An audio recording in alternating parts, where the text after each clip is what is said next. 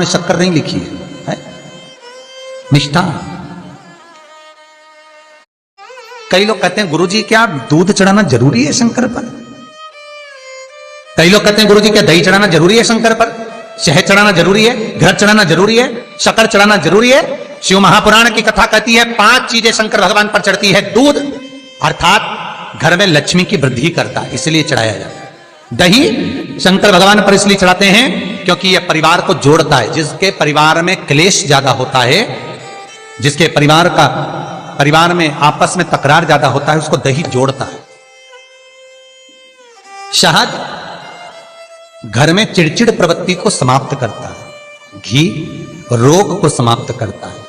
शक्कर मिष्ठान घर में यदि लक्ष्मी आकर जा रही हो तो मिष्ठान समर्पित किया जाता है। इसलिए पंचामृत स्नान का भाव शिव महापुराण कहते हैं।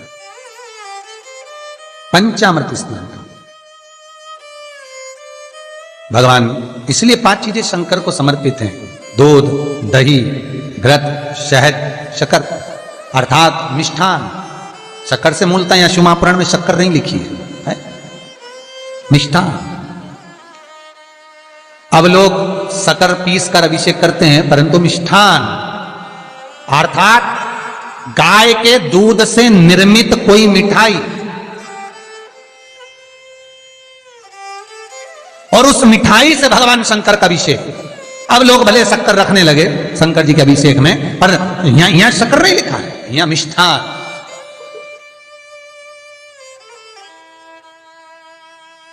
हमारे यहां सहज भाषा में कहते थे उसको खांड अर्थात मीठा। शिव महापुराण की कथा कहती है दर्पण इतना बड़ा ले लो। बंदर वाला अगर दर्पण वाली नहीं तो इतना बड़ा दर्पण लो, हनुमान जी के मंदिर में जाकर, क्योंकि हनुमान शंकर का ही अवतार है। हनुमान जी के मंदिर में जाकर हनुमान जी के उल्टे पांव का थोड़ा सा सिंदूर, चरण का थोड़ा सा सिंदूर एक कागज में लेकर आ जाइए।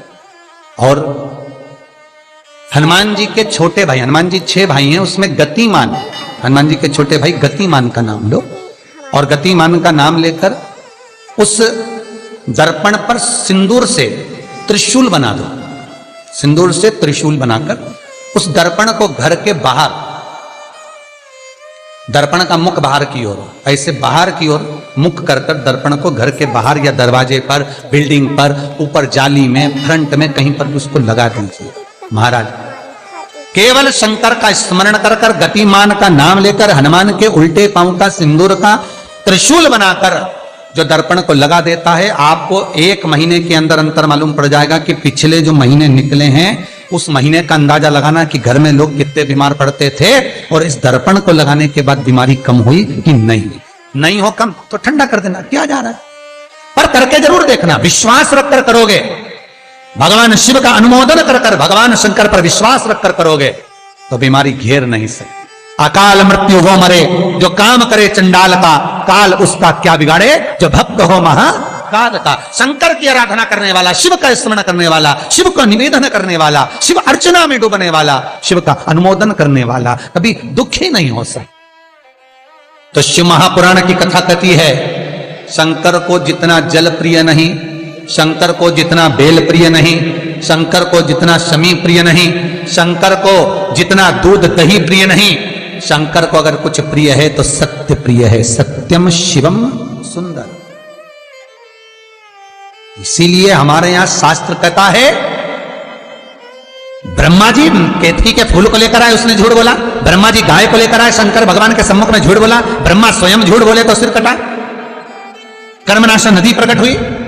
और शिव महापुराण की कथा कहती है शंकर को सत्य प्रिय है, अगर झूठ बोला है।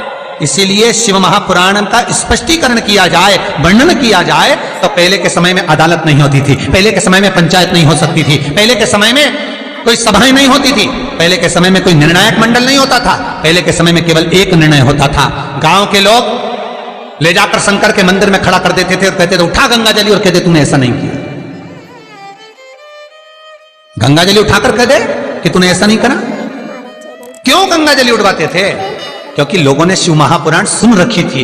शिव महापुराण में श्री वेद व्यास जी वर्णन करते हैं कि शंकर के मंदिर में, शंकर के ओटले पर, शंकर के मंदिर के अंदर, शिव की चौखट पर शंकर के अनुमोदन में, शिव महापुराण के अंतर्गत शंकर के अनुमोदन में शिव मंदिर में शिव चौखट पर अगर कोई भूल से भी झूठ बोल देता है तो उसकी जिंदगी नरक जैसी निकलती है महाराज। इसलिए कहते तो उठा गंगा जली और कह दे तूने ऐसा नहीं, उठा बोल दे। आपके भी जीवन में अगर किसी को कष्ट है, फिर निवेदन करूंगा, मंदिर में अगरबत्ती भले मत लगाओ, मंदिर में दीप भले मत जलाओ, मंदिर में पेड़ा भले मत चढ़ाओ। अगर आपके मोहल्ले में, आपके पड़ोस में, आपके परिवार में, आपके नजदीक में अगर कोई दुखी है, कष्ट में है, उसको यदि प्रेम की वाणी भी बोल ली है, एक रोटी भी प्रेम की खिला दी, किसी के चेहरे पर इस्माइल ला दी, तो मंदिर में दिया जलाने के बराबर है साहब।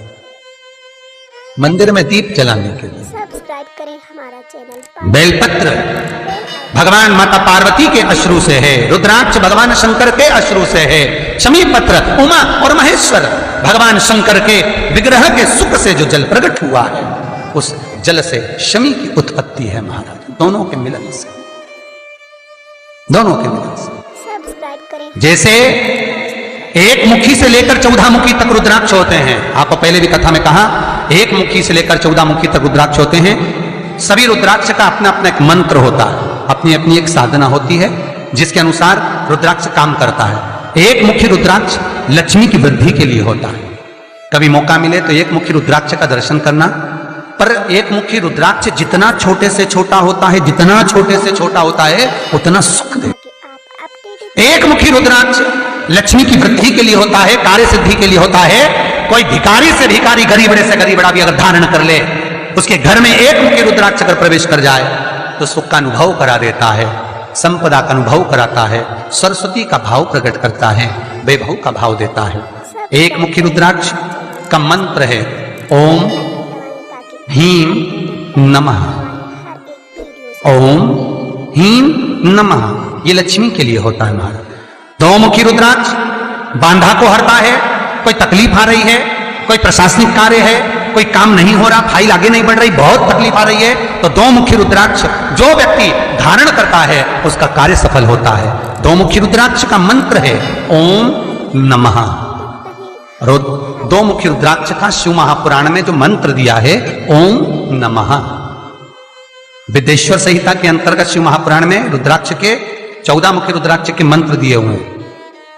आप शिव महापुराण नहीं पढ़ सकते तो मंत्र लिख लें। दो मुखी रुद्राक्ष का मंत्र है ओम नमः।